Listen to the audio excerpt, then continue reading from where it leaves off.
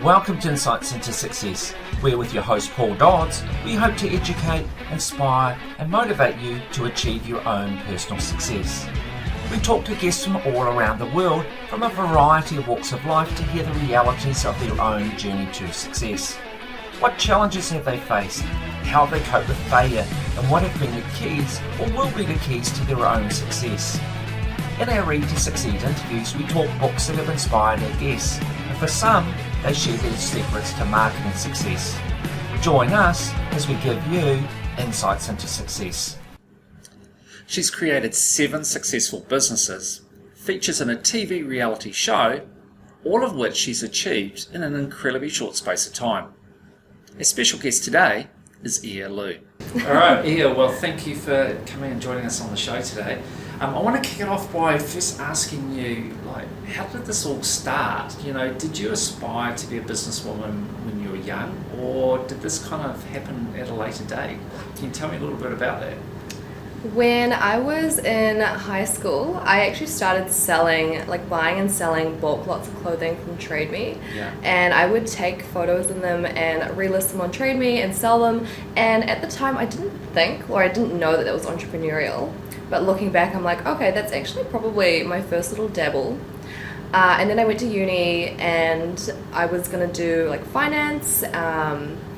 And I got the books, I hated it, returned it, and thought, okay, I actually really wanted to try business and marketing, which was more creative, so I loved that. And then towards the end of my degree, I actually found this lady called Sophia Amoruso. So I found this clothing website called Nasty Gal. It was one of the top clothing websites at the time. It was a new website. It was one of the fastest growing companies in America at the time. So how long ago would that have been? What sort of year would that have been? So I was in my second year of uni, Yeah. or third year of uni. So this must have been in 2014. Okay. Yeah. All right. So 8 years ago. Yeah. And I found Nasty Gal, this website, and the founder, she was only a few years older than me at the time. She was also buying and selling stuff on eBay. That's how she started. And I thought it was amazing that she could scale this business that she started on eBay to this $1 million, $100 million clothing business in only a few years. And I thought, I'm actually already doing this. Maybe I could do something like this too. So I actually I asked my dad if I could not finish uni. How did that go? He said, you're in your second year, just, finish up. Yeah. Which I did. And I spent that last year kind of planning for, once I'd graduated, and I was planning to launch my own clothing business. Right. So you weren't thinking going down the corporate route or anything like that. You decided you were going to go down starting your own business. Yeah, I think I just loved the flexibility of it, the idea of being my own boss, and also just seeing that Sophia, if she can do it, thinking I can do it too. Yeah. So taking you back to when you were at school, when you started that business, what was the motivation? Was it just a fun thing? Was it a financial thing? You needed to make some money? How did it all come about? I think the main thing with starting that first business was just loving the flexibility of being my own boss. I kind of thought to myself, I don't care if I have to work 50, 60, 70-hour weeks, but I just love waking up when I want to, being able to go to an appointment during the day, and then I'll work till 10 o'clock. I don't mind. But that was my thinking. I just want to have a flexible work life. And was there anyone else in your family being entrepreneurial? Was there anyone else in your family that inspired you, or was it just this person that you'd seen online? Well, my mum, my parents are entrepreneurial too in their own way. They used to do property development, and they've had other businesses in their time, I guess.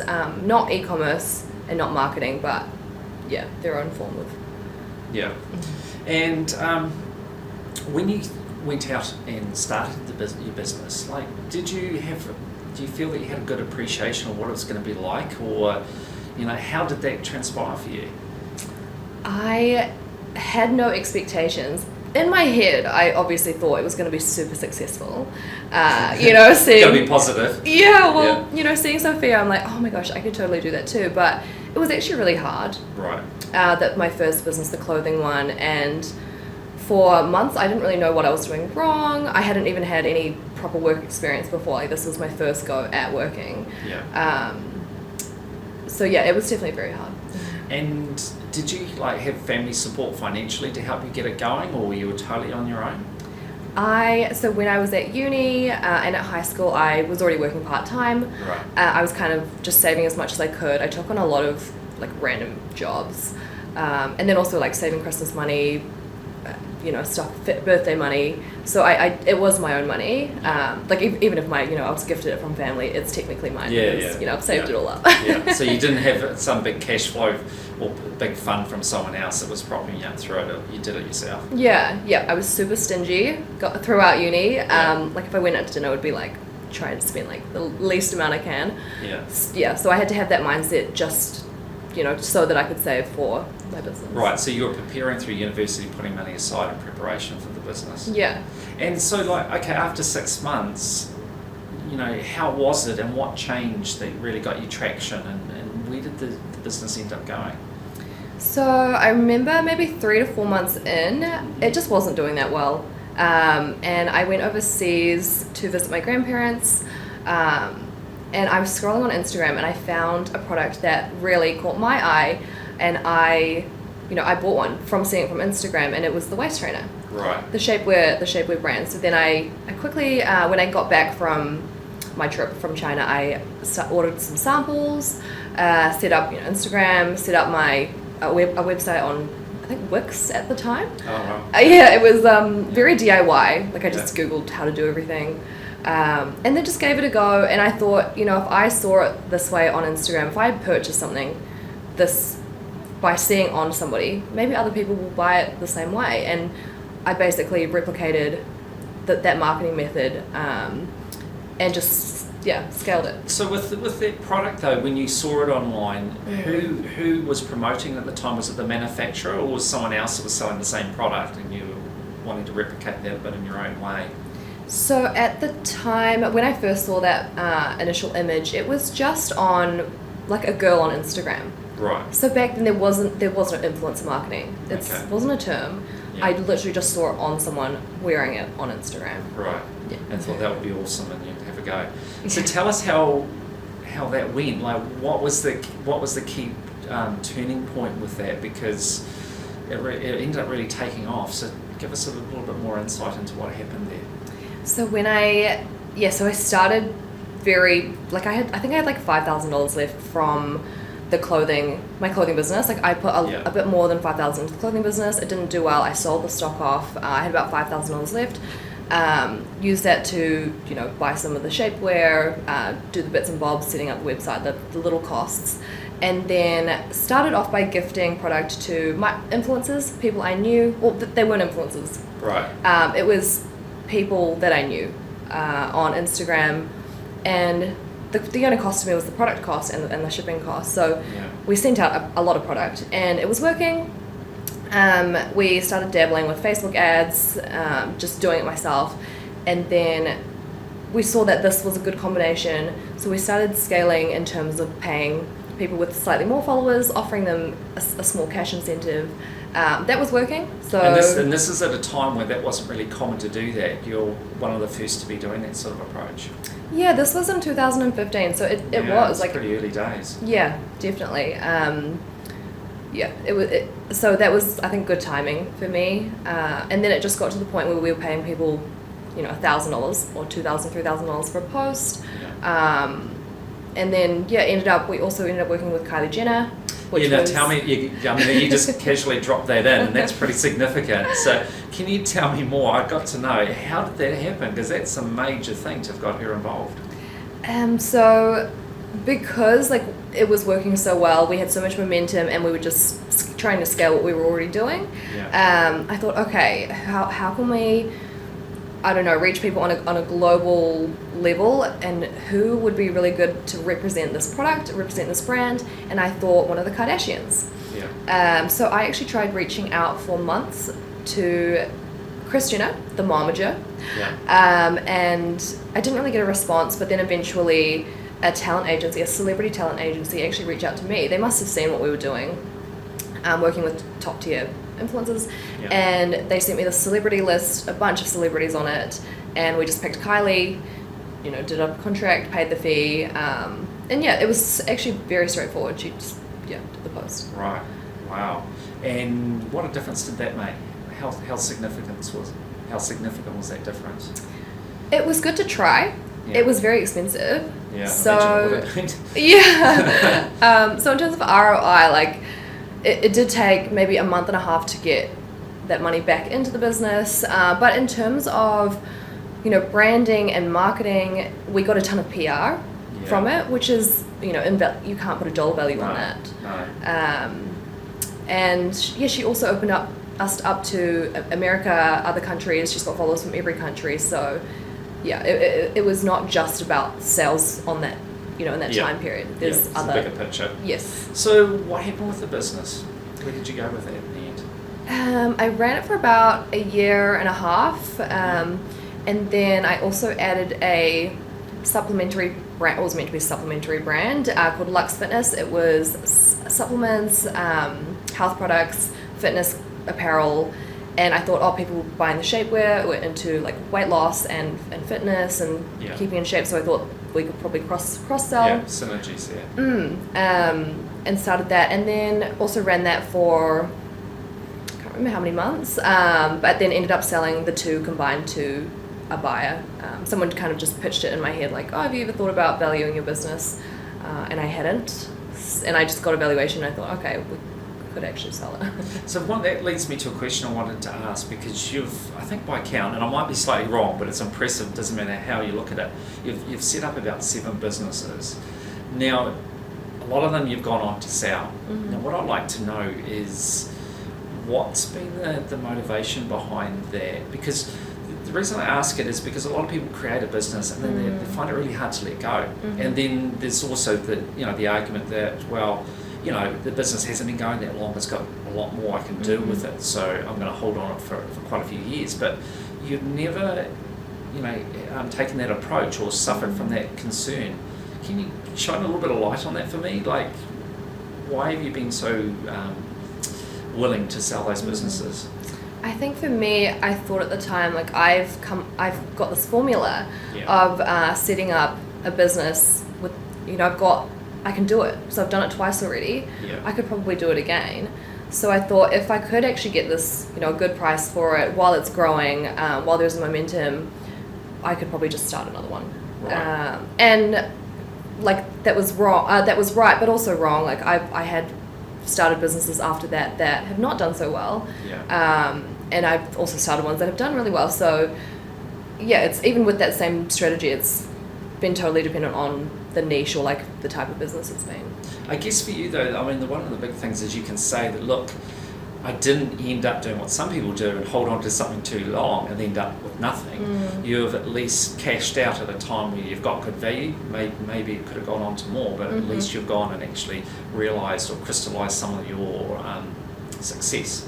So a lot of people don't do that, so there's a lot to be said for it. But there's always a challenge though, isn't it? How long do you run this business before you go, okay, it's time to move on? Yeah. Completely, yeah. And in saying that, like I think now that I have sold and started a few more, it's actually very hard to grow a business. So, going forwards, learning from previous, I probably wouldn't sell so quickly. So yeah, because that's one of my next questions is like, through all your experience, what have been some of the key lessons that you've learned? Key lessons? Yeah. I feel like I'm always learning. Every business is different. There's always issues or challenges. I guess one of the main challenges would be scaling. I had a gift box company, and we'd started it just me and my business partner, and we had scaled it probably too quickly. It was definitely too quickly, to the point where we didn't even have the resources, we didn't have space, we didn't have the raw ingredients, no staff to actually fulfill and manage that business. But every single business has different sets of challenges. Right now with Title Hair, our hair care brand, we are having freight logistical issues. You know, I'm sure everyone is right now, but just anything. So, where do you think you have learnt the most? Have you learnt the most when things are going well, or have you learnt the most when things have been tough and maybe some businesses haven't gone so well? Where do you think your greatest learning has been? Greatest learnings are definitely with failures. Right. Yes, obviously failures are unforeseen, and then when they happen, they are a bit of a shock. But I used to actually get very, worried and stressed out about every time something went wrong, and now I'm kind of just like, okay, it's happened, I just need to find a solution, and just try not to let that happen again. Yeah. So, through your journey so far, how stressful has it been for you? Pretty stressful. There have been periods where things go really well, you're doing really great sales, and then there have been times where it's a bit slow, or some of your staff leave, or there's conflict, or customs has lost a shipment, whatever. It's very up and down.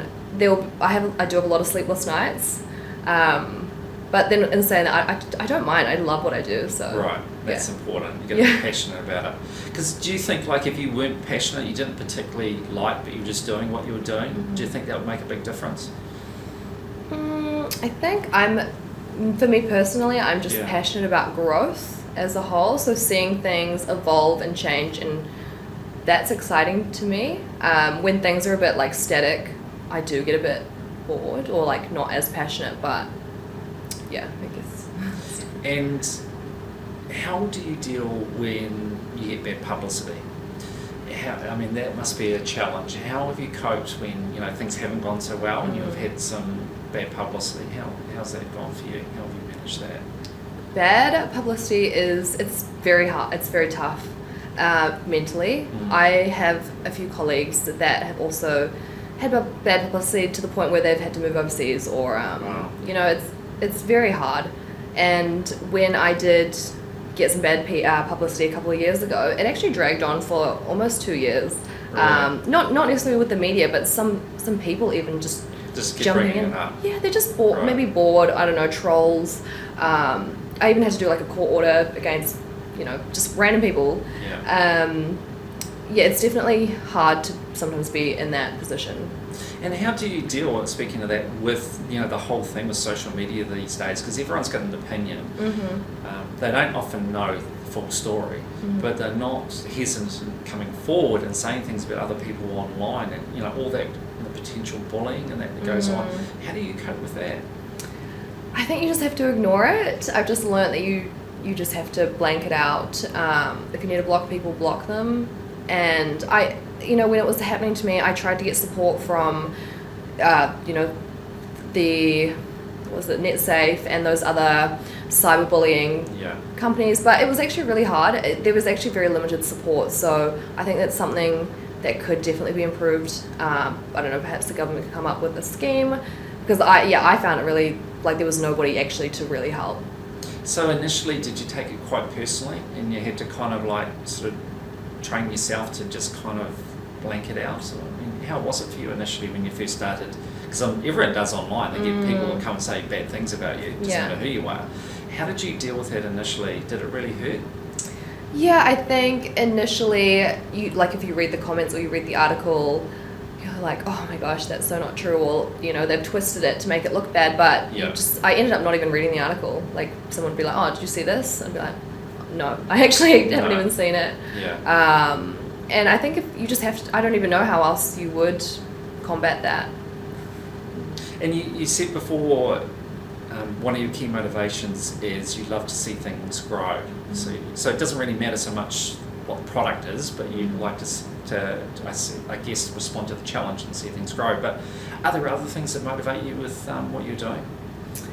The thing I love most about marketing and e-commerce is, like, and my job, it is very creative. So we do get to do a lot of fun things like events.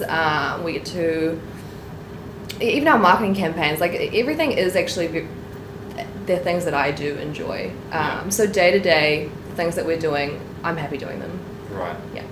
Now, one thing you touched on before, and I really want to come back to this too, because I think it's something that a lot of businesses face, and that's with the staff and managing staff and challenges in getting staff. How have you coped with that, particularly with COVID, which has meant that we've got issues with staff shortages? I think at the moment it is very hard to find the right staff and good staff.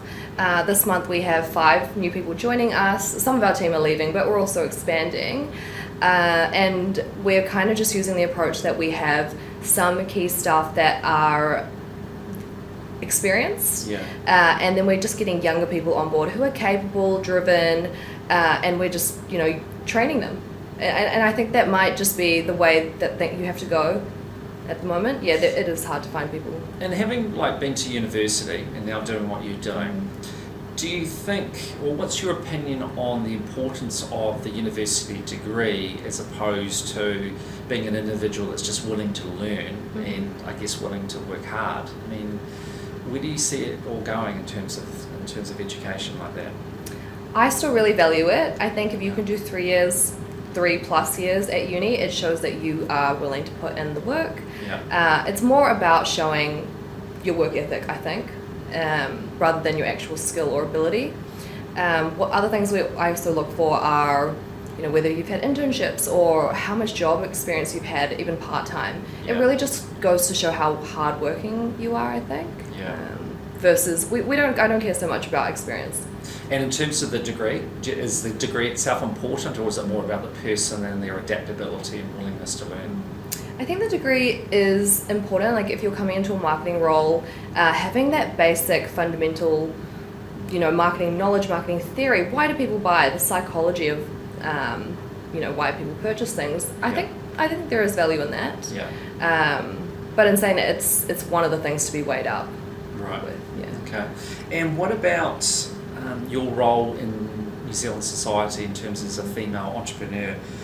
Is that something that's important to you? Is that something that you think about, or are you just doing your thing and it doesn't really cross your mind?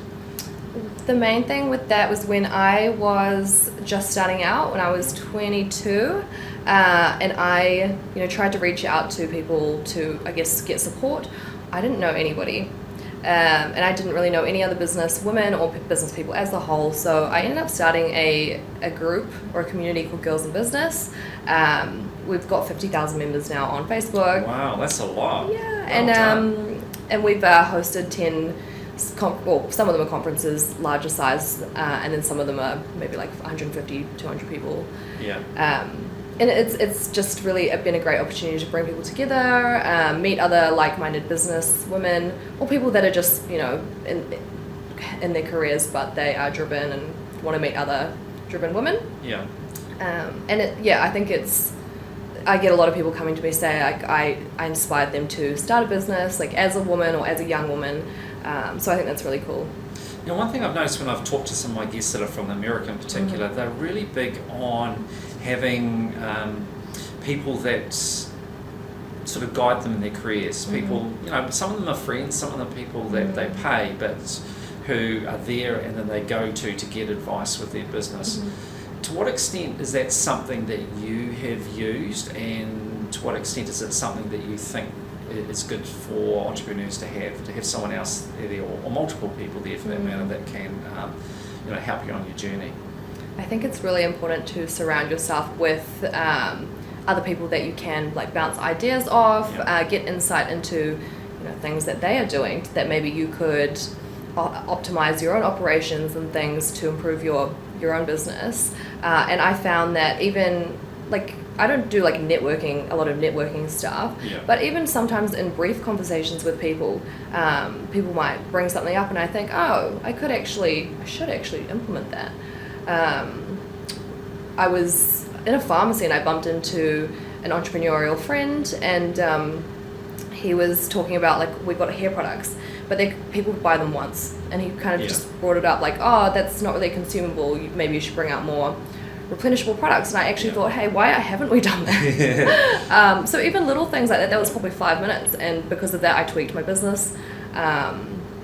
So it's super important to talk to other people. So do you think that sometimes we can be so close to things that we can't actually see them, and we need someone to either help us to do it or do it for us and actually give us a wider perspective?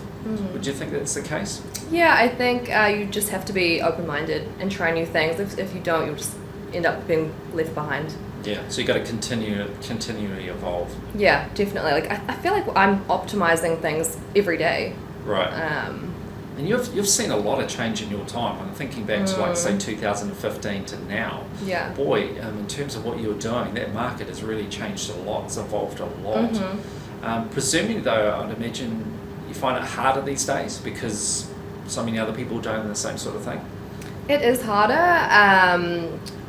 Yeah, definitely back then in 2015, a lot less noise. Yeah. But in saying that, like now you just have to, I don't know, see what's working. We're always looking online and seeing what other brands are doing, what other businesses are doing, and taking approaches that we think, get us to purchase from them, as us as the consumer, and then applying those within our own business. Right.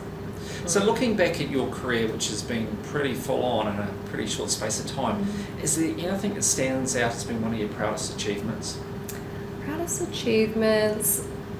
I don't think I have one. I think for me, all I want is just to have a very busy and busy life. I love it. I think you can tick that box. Yeah.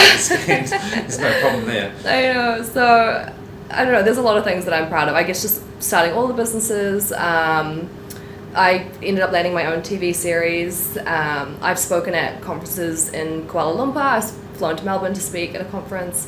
And flown around New Zealand. There's a bunch of things that aren't totally related to my businesses that I've done that have been really awesome. And when you've been asked to go and do public speaking, how was it the first time? Was it you didn't think about it and you were relaxed, or were you one of these people that was nervous and you've sort of built your confidence over time? The first time I was very, very bad. And then I think the second time I was like, I'll have a glass of wine. And I had 2 glasses of wine, got up on stage, couldn't hear the questions. Oh no. It was bad. So second time was also bad.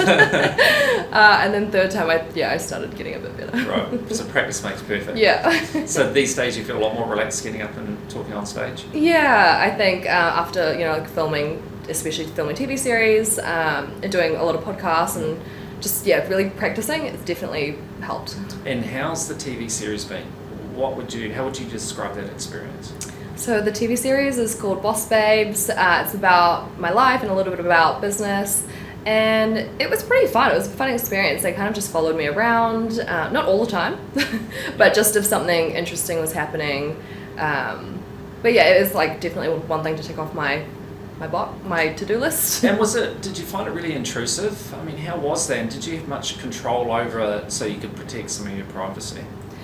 No, so when you sign the contract, within the contract it just says you have no control over the editing. We don't even get to see it until it's aired. That's going to be scary, isn't it?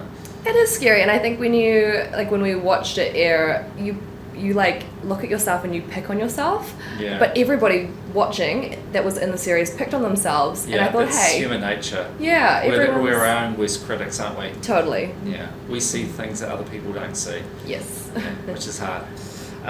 So for you though, what does success mean to you? Or what is success in your mind? Success for me is just flexibility, and not. It's all been awesome not having to worry financially, being able to support myself and also be independent.